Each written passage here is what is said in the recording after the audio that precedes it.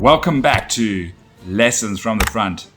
And in today's battle report, Eddie and I will be leading elements of the Soviet 40th Army against Sia and Alex's Hungarian defenders, with Alex joining us all the way from Seattle, Washington, the USA. We take you back to January the 17th, 1943. The frozen steppes of the Eastern Front have become a graveyard for the Hungarian Second Army. Following the Soviet breakthrough on the River Don, Axis lines are collapsing under the sheer weight of the Red Army's winter offensive. South of the main breakthrough lies the town of Alexeyevka, a vital center of resistance where the remnants of the Hungarian 1st Armoured Division prepare for one final stand. Leading the defense today are Sia and Alex, commanding a desperate force of Hungarian armour, infantry, and hastily armed airfield personnel. This scenario comes from the Bolt's Action Campaign Case Blue book, Scenario 14, The Last Stand of the Huszars. Can the Hungarians hold the line long enough to save the remnants of their force? Or will the Red Army overrun Alexeyevka and its airfield in a storm of steel and fire? Before we find out, let's take a quick look at the battlefield. The Hungarian left is anchored by the airfield, while the outskirts of Alexeyevka dominate their right. A river cuts through the town with two large forests overlooking the battlefield. Around the airfield, the ground is dangerously open, just as it was during that brutal winter of 1943. The Hungarians must defend two objectives, the airfield and the town center. For Eddie and I to secure victory for the Soviets, we must capture both objectives and ensure no Hungarian infantry remain within 9 inches of either position. Capturing only one objective results in a draw. Not taking either objective was, let's just say we'd rather not mention the Gulag this evening. Alex and Sia deployed their 1,250-point Hungarian force first. 2 free anti-aircraft guns were positioned at the airfield, supported by a heavy weapons platoon consisting of a medium mortar MMG team, and then they also gave that area a rifle squad. In the town, 2 rifle squads dug in around the objective, backed by an anti-tank rifle team and a Zrinjny 43M assault gun. The rest of the Hungarian armour, the other Zrinjny and 2 Toldys, waited centrally in the woods, ready to counterattack north or south depending on the Soviet advance. With the advantage of seeing the Hungarian deployment, Eddie and I planned an aggressive assault on both objectives. Our Soviet force totaled 1,875 points, fully 50% larger than Hungarian defenders, and we intended to use that overwhelming weight of men and armour to attack across the entire battlefield. Our elite 1st platoon, 3 veteran squads mounted on M2 half-tracks, would spearhead the attack towards the bridge, aiming to force a firefight from turn 1. Meanwhile, our 4 tanks from our armoured platoon would drive directly towards the airfield on the Soviet right. The bulk of our 2nd platoon remained centrally positioned, ready to exploit weaknesses in the Hungarian line, while our heavy weapons platoon and 2 forward air observers deployed in the woods to support both attacks. Tonight's battlefield was set up by Rahim, owner of Xpidemix, whom we'd like to thank for putting together this fantastic table. We also asked him to draw the first order dice of the game, and it went to the Soviets. Let's see how the battle unfolds. Eddie wasted no time capitalizing on the first 3 order dice of the game, all of those dice Soviet. The M2 half-tracks roared towards the bridge, the HMGs blazing as they advanced. One half-track then debussed a 10-man veteran Siberian squad right in the face of the enemy. 20 shots from the SMGs hitting on 2s tore into Alex's defenders. Even the hard cover of the bridge offered little protection, and the Hungarian squad was shredded down to just 2 survivors. Alex immediately struck back with his anti-tank rifle team, targeting the half-track carrying the 2 5-man Soviet squads. The shot failed to destroy the vehicle, but it did immobilize it in the open. Fortunately for Eddie, the platoon commander was riding inside the transport. Both motivation tests were therefore passed, allowing the trapped Soviet squads to disembark safely before quickly eliminating that anti-tank rifle team. That battered Hungarian squad on the bridge managed one last act of defiance, firing a Panzerfaust into the 2nd half-track and immobilizing that vehicle as well. Alex then brought a Zrinjny assault gun into the town, threatening the Soviet infantry massing near the bridge. But the decisive HE strike never came, the shell missing what could have been a devastating hit on Eddie's veteran squad.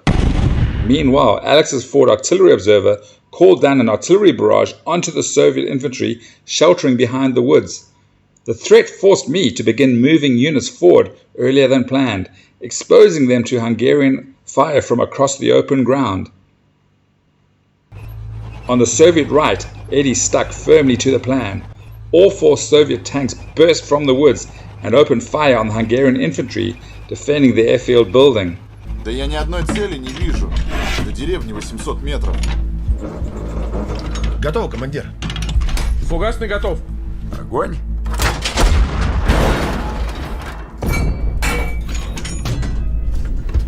Огонь.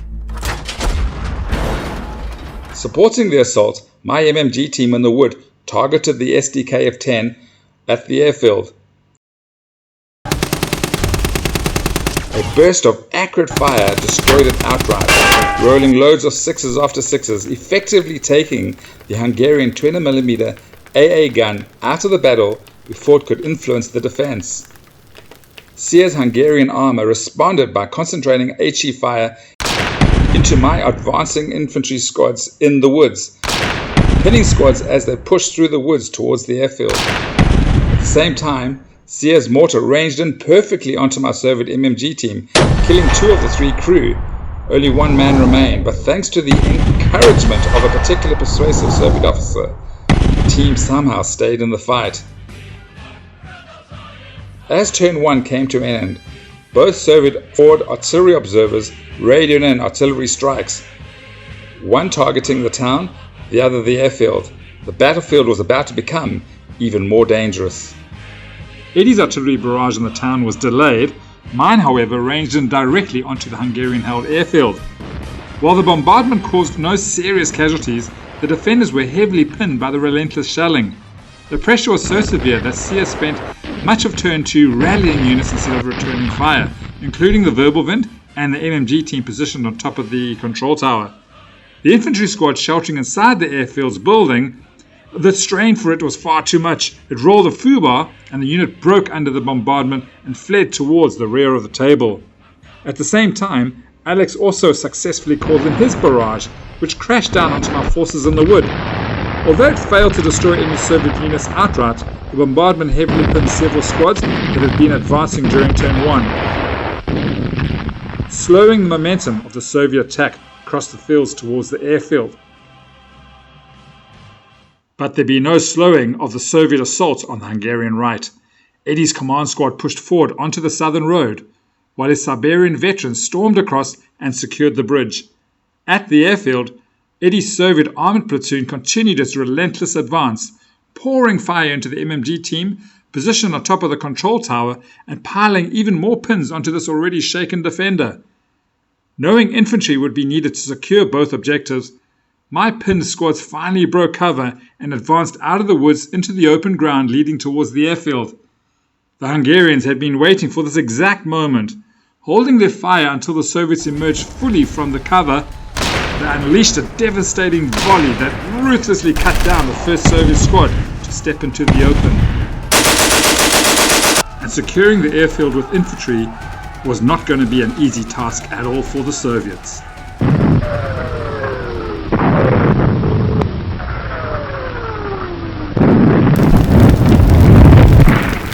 Eddie's delayed artillery barrage finally crashed into the town with devastating effect. The Zrinary assault gun was heavily pinned and penetrated, leaving the Hungarian vehicle immobilized on the streets of Alexeyevka, the only armour defending that objective. However, moments later, Eddie's veteran infantry struck that Zrinary again. The second immobilization result finished the assault gun off completely, leaving the Hungarian defence of the town dangerously exposed. With some of my infantry redirected towards the village, the Soviet firefight intensified and the Hungarian defence finally began to collapse. Before long, Alexeyevka had fallen to the Soviet left flank assault. On the opposite flank, my infantry continued their bloody advance towards the airfield, taking steady casualties as they crossed the exposed ground. My platoon commander managed to reach the relative safety of the control tower, where he climbed to the roof assaulted Sia's MMG team and then provided close support for Eddie's assaulting armour.